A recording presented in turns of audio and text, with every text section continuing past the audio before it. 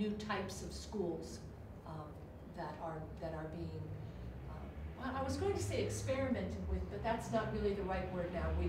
Well, I think we're past the experimenting stage, and we've seen results. So they're becoming a more accepted, more widespread use throughout the United States. And they are charter schools, magnet schools, and specialty schools. And there's a difference. Charter schools are schools that were failing, and I won't go into why they were failing, but for whatever reason, the students weren't meeting the standard achievement levels required by their districts or states. And basically, it's the state and the local government saying,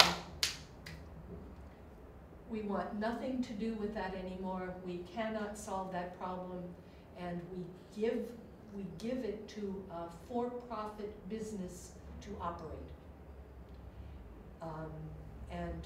There are businesses out there that hire teachers, hire principals, develop curriculum, do all of that, and turn these schools around and make a profit for themselves as well. Now, not a huge profit, but they are making enough money to make it a legitimate business. So that's a charter school. That's one way to do it, but of course that can't be used everywhere, or there would be no more public school system. So two other approaches are also being taken, and one is called a magnet school. I have indirect personal experience with this. My daughter is a third grade teacher. She had been living in the Washington, D.C. area. After she graduated from college, she came back home to Northern Virginia, Washington, D.C., and was working in very high-paying, very stressful, very responsible position with a long commute, very stressful. And after 4 years, she said, I don't want to live like this. I really do not want to live like this. And she took herself back to school for 2 years and got a teaching certificate in primary education. And when she graduated, the economy collapsed, teachers were fired, and she was part of the phenomenon of young people coming home again to live with their parents because the job market was so bad, which I never in my life expected to have one of my children back home. You know, that was, we don't raise our children to come back home. We raise them to be independent. So this was a new, I had to share my house with my adult daughter, and you know, where are we going to keep the butter dish? You know, it became became an issue sometimes. Like, you know, I feel I'm being invaded. But she was able to find a permanent substitute teaching position in. At that time, we were in North Carolina for the winter, in the rural area where our house is. And she thought that maybe she had made the wrong career decision. Her salary was low. She was way out in rural North Carolina, and she was young and single, and social life was, she didn't have very much money, and I have to look at it from her perspective. For her to have to come home was, I kept trying to tell you, it's not failure. You know, this is not failure, it's temporary. Oh, but Mom, I don't want to go back to Washington, and what if I'm not going to be able to get a job? You know, so she was going through a lot.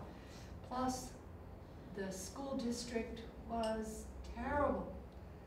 very little money, the worst possible place for someone like my daughter, who I educated to welcome diversity in a place where prejudice was so strong in rural North Carolina still.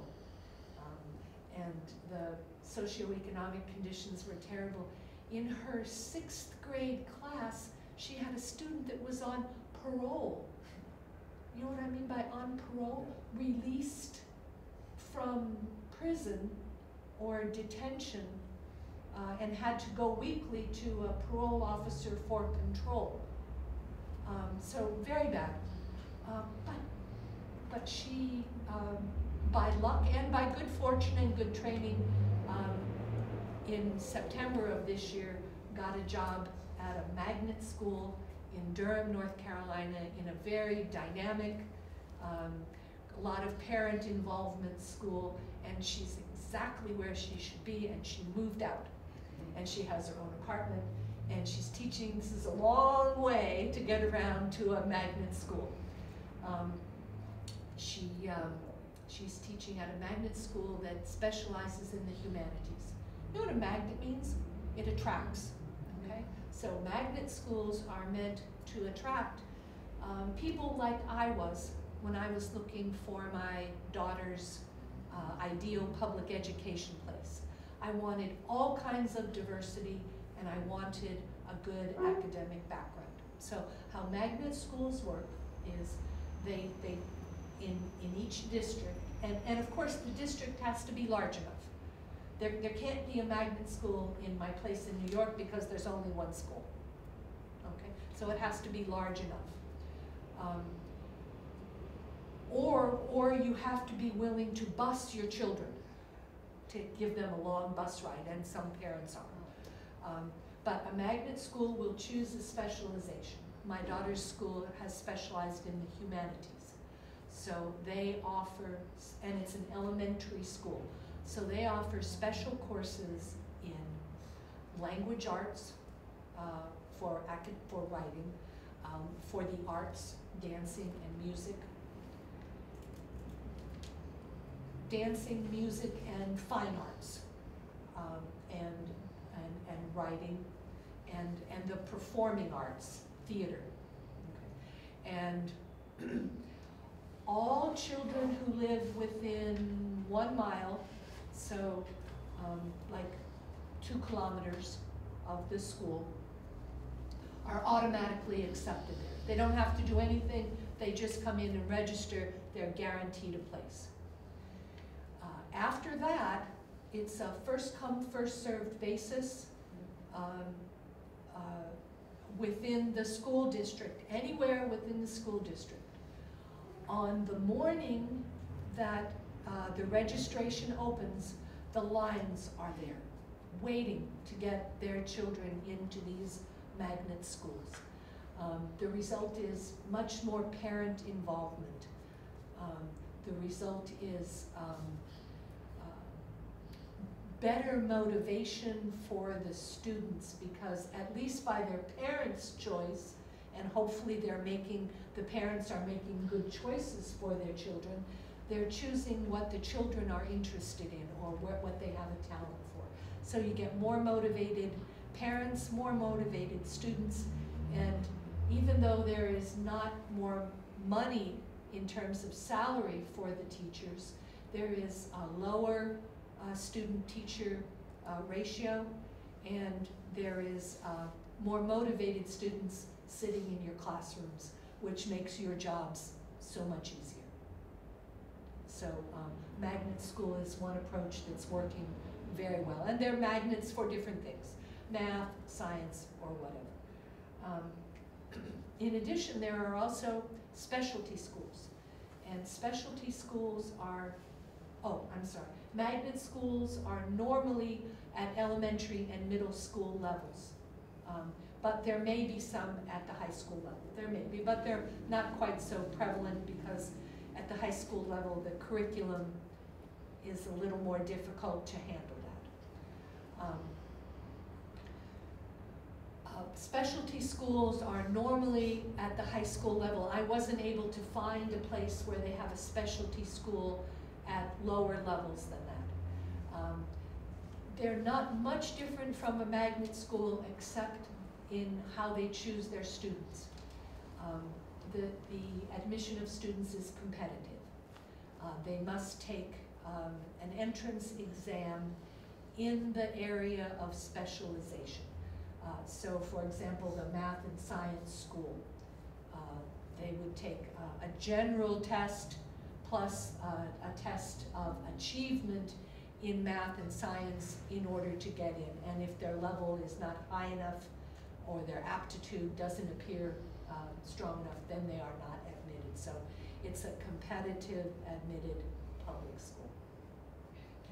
And then the last solution to these problems I mentioned briefly is busing, and that's least popular because it involves moving students.